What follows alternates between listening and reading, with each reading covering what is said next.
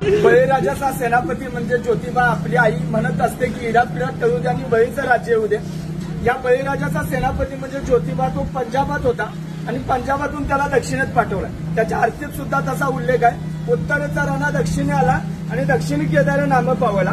हा दक्षिणेत आलाय कुणासाठी आला तर आमच्यासाठी आला। कुणापासून रक्षण करण्यासाठी आला तर आर्यांपासून आमचं रक्षण करण्यासाठी आला। इथं आला त्यानं आमच्या कुळ्या सुरक्षित राखल्या, आमच्या पूर्वजांचं रक्षण केलं, म्हणून तो आज आमचा कुळस्वामी।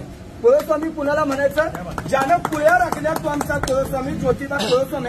त्याची शासनकाठी म्हणजे फक्त एक लवाजमान आहे, तर ती त्याच्या सार्वभौमत्वाची आणि त्याच्या विजयाची निशाणी।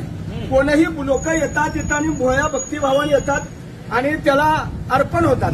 महत्वाचा मुद्दा असा की या बळीराजाचा सेनापती ज्योतिबा, त्याचे 7 भागातले खंडणी वसूल करणारे अधिकारी म्हणजे खंडोबा, शेतातला महसूल गोळा करणारे अधिकारी म्हणजे म्हसोबा, आणि इथनं कोकणात ज्यावेळी माल घेऊन जायचे लोक त्यावेळी जर ज्योतिबाला टॅक्स दिला नाही तर ज्योतिबाला खेटे घातले जायचे।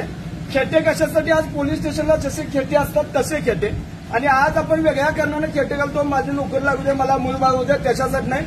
हा ज्योतिबा आपला पूर्वज आहे, ज्याच्या पाठी मग बा म्हणजे भैरोबा, मसोबा, बिरोबा, खंडोबा, चाकोबा, सळोबा, नाईकबा, ज्योतिबा, विठोबा, आणि ज्याच्या पाठी मग आई, मर्याई, मसाई, टेमलाई, तुळजाई, जाकाई, तोकाई, रखमाई, ही आमची आई आणि आमचे बाप हे आमचे पूर्वज आहेत आणि ही आमची दैवत आहे। त्यातला ज्योतिबा हा आमचा आहे आणि त्याची शासनकाठी आपण ज्यावेळी घेऊन येतो त्यावेळी प्रत्येक भागाचं ते प्रतिनिधित्व करणारी शासनकाठी असते। महत्वाचा मुद्दा, त्याच्या पलीकडे जर जाऊन बघितलं तर ज्योतिबाचं मंदिर बांधलं कुणी? महाजी शिंदे नावाचा एक मराठ्यांचा सेनापती होता। 1761च्या पानिपतच्या युद्धात मराठ्यांची प्रतिमा मलिन झाली। ती प्रतिमा धुवून काढण्याचं काम गयात माळ असणाऱ्या वारकऱ्यानं धुवून काढलं। त्या वारकऱ्याचं नाव म्हणजे महाजी शिंदे, ज्यांना पाटील बाबा म्हणत। त्या महाजी शिंद्यांची दहशत एवढी होती की त्यांनी ताजमहलचा वापर, आज लोक फिरायला जातात, जगातला 7वं आश्चर्य आहे, पण तरी सुद्धा त्या ताजमहलचा वापर त्यांनी करवाकुट्टी ठेवण्यासाठी केला होता। एवढी दहशत की दिल्लीचा सुलतान कोण हे ठरवायचं आमचा महाजी बाबा। हे महाजी बाबा एकदा रत्नागिरीत मोहिमेवर होते आणि मोहिमेवर असताना त्यांना यश मिळत नव्हतं पोर्तुगीजांच्या विरोधात। ते नवस बोलले की देवा मला या मोहिमेत यश मिळू दे, मी तुझा देवस्थान या ठिकाणी कोल्हापूरला निर्माण करतो।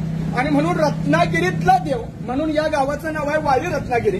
रत्नागिरीतला ज्योतिबा इथं बसले। ज्योतिबा हे या गावाचं नाव नाही, ज्योतिबा हे या देवाचं नाव आहे। ज्योत म्हणजे ज्योत आहे, ते ज्योत म्हणजे नांगर, हा शेतकऱ्यांचा कष्टकऱ्यांचा राजा आहे। म्हणून याला तुम्ही आम्ही भोळे भाविक बघत आहोत। इथं कुठलेही त्याच्यासाठी मोठा गाजावाजा नाही किंवा कुणी प्राणबळी कसलाही हत्या नाही। सर्वसामान्य लोक येतात, गुलालाच्या मुठी आनंदाने उधळतात, आपल्या लेकराबाळांची, पोराबाळांची, ढोरागुरांची, या सगळ्यांची राखण करणारा तो महाक्षत्रपाळ आहे। आणि म्हणून त्याच्या गुलालाच्या मुठी आपण भरून वाटून आपल्या कपाळावर लावतो। हा इथल्या मातीचा रंग आहे, इथली माती तांबडी आहे। ही तांबडी माती म्हणजेच ते गुलालाचं प्रतीक आहे, म्हणजे आपल्या देवतांचं एक स्थिरीकरण आहे। कसं आहे तर कुणाचा गुलाल आहे, कुणाचा बुक्का आहे, कुणाचा अष्टगंध आहे, कुणाचा भंडार आहे, कुणाचा चौंड गाय वाजवायचं, कुणाचं पकवाज आहे, कुणाची दिमडी आहे, कुणाची ढोलकी आहे, कुणाचा उर्दू आहे, कुणाचा चांग भला आहे। तर चांग भला म्हणजे काय तर पंजाबात एक शब्द आहे चंगा भला। चंगा भला म्हणजे तू क्या चंगा भला आहे की असं म्हणतात।